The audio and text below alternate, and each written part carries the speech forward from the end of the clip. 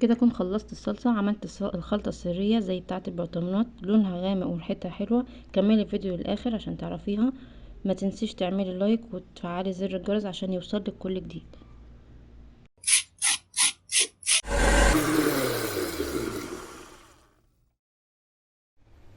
السلام عليكم، ازيكم يا حبايب قلبي. النهارده يوم جديد وروتين جديد، والنهارده هوريكم ازاي انا بخزن الطماطم. انا لقيت الراجل ماشي بيندى على طماطم، رحت جايبه لي حبه ب20 جنيه كده ابدا بيهم تجهيز الطماطم، واوريكم طريقه النهارده في تجهيز الطماطم. انا اول ما جبتها رحت غسلاها ومنضفاها جدا وشلت الورده اللي بتبقى فيها هنا. هقطعها بقى نصين واحطها في الحله.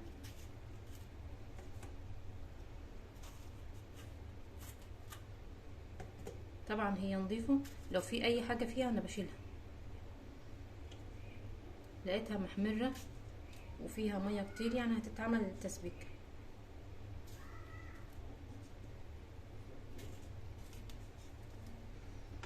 بصراحه انا مخزنه حبه برضو في التلاجة، بس قلت ازود كمان عشان دخلت رمضان. لقيته بيقول الكيلو ب5 جنيه، رحت جايبه لي حبه خزنهم. طبعا انا ما جبتش كتير عشان بس الفريزر ياخد مني ما يعني يكفي الفريزر، لان مخزنه حاجات كمان في الفريزر، فجبت على قد المكان بصراحه. دي فيها حته دي برضو اشيلها.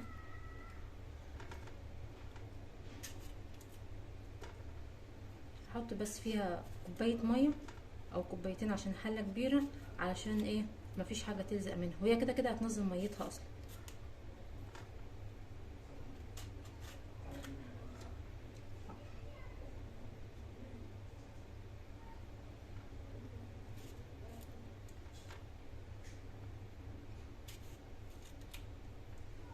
هقطعها كلها وارجع لكم تاني. وانا يا حبايبي خلاص قطعتها كلها اهون. احط بس فيها معاها كوبايه ميه واحده بس، عشان ايه؟ ما تلزعش في الارضيه، وكده كده هي هتنزل ميتها. هسيبها بقى لغايه ما تنزل ميتها خالص وتستوي، وبعدين ارجع لكم تاني. ودي الطماطم هي بعد ما اتسلقت. طبعا هسيبها لغايه ما تهدى خالص، وبعدين هضربها في الكب. خليكم معايا. هضربها بقى في الكبه. شوفوا انا كنت حطيت بس كوبايه ميه، هي نزلت الميه بتاعتها كمان، بس انا حطيت الكوبايه دي عشان بس ايه؟ ما تلدعش في الحله من تحت.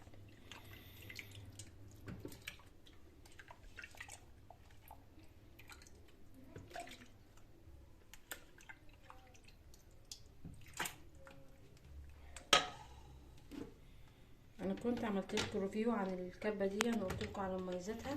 هبقى اسيب لكم الفيديو بتاعها.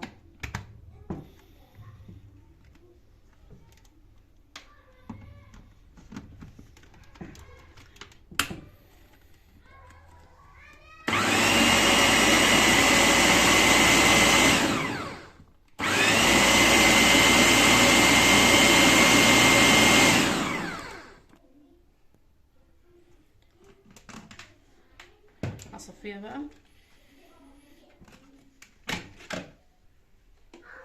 الكبه منعمها لي برضو خالص زي الخلاط برضو. عجبتني بصراحه، عشان برضو لقيتها استخدامها زي الخلاط برضو، منعمه الطماطم خالص.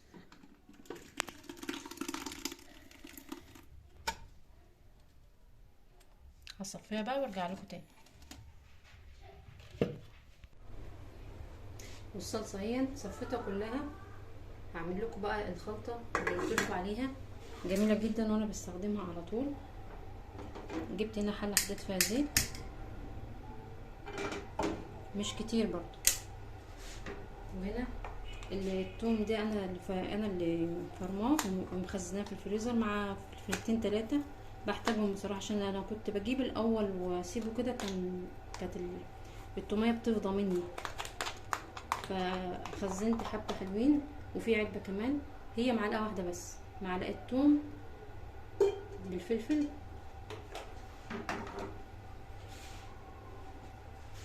افضل اقلب فيها كده بس لغايه ما تحمر.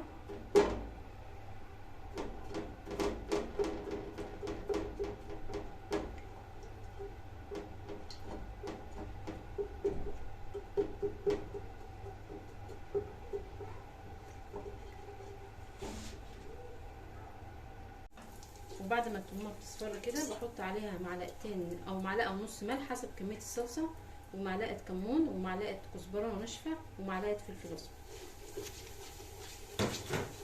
هي تقليبه واحده كده اهون، واروح كبه الصلصه كلها على طول.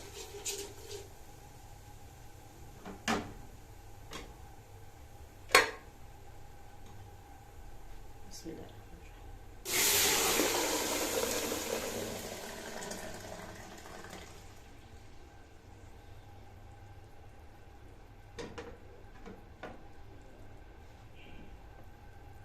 طعمها بيبقى جميل جدا، والتومه كمان بتدي للصلصه طعم.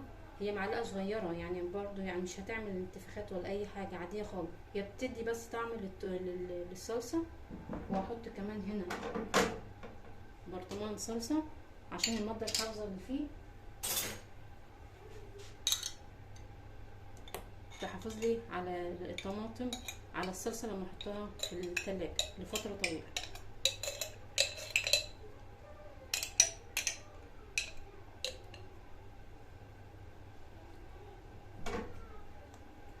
هسيبها بقى لما تاخد غلوه، واسيبها تبرد، وبعدين اكيس.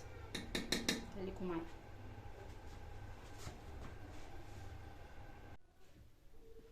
كده خلصت الكميه كلها، عملت معايا كميه اكياس حلوه تكفيني اسبوع او اكتر. طبعا بعمل حساب برضو الصلصه بتاعه المحشي، ببقى معلمه الكيس كده بعقدتين، ببقى عارفه ان الكيس ده بتاع المحشي ببقى مزوده فيه الكميه شويه، عشان طبعا انتوا عارفين ان المحشي بياخد صلصه كتير، وبحب انا المحشي بتاعي يبقى لونه محمر كده.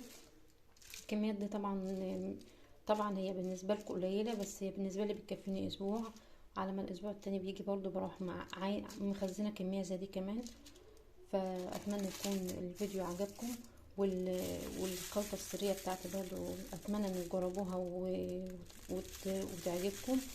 ما تنسوش تعملوا لايك وتشتركوا في القناه عشان يوصلكوا كل جديد. مع السلامه. وبعد ما الصلصه بردت خلاص هكيسها بقى قدامكم. خلاص بس تقليبه كده عشان هي تقلت خالص. شوف سمكها.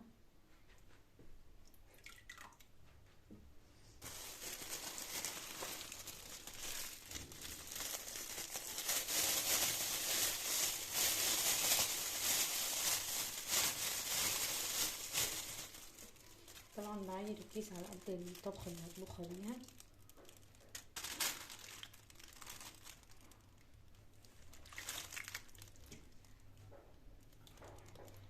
كل ما اعير كده شويه شويه لازم اقلبها علشان ايه،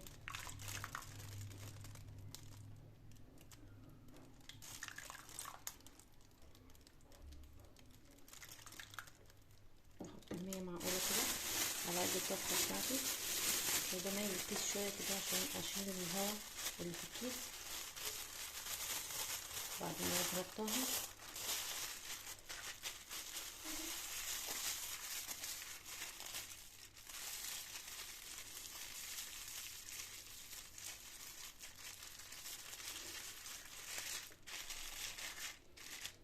وارصها بقى في الفريزر فوق بعضها. يعني الكيس كمان قدامكم.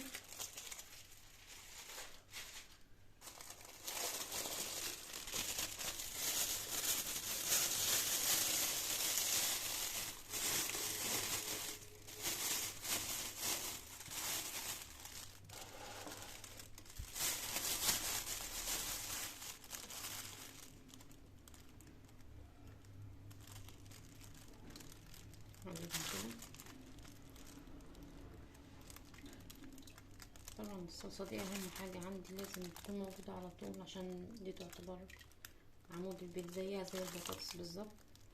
كل ما الكميه اللي بعملها في التلاجة بتقل بروح جايبه كميه تانية واعملها برضه عشان ايه متبقاش ايه،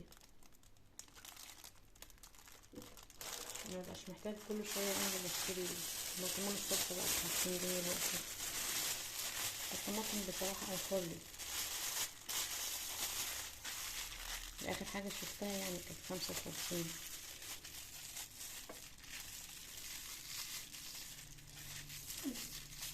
هنزلها جامد كده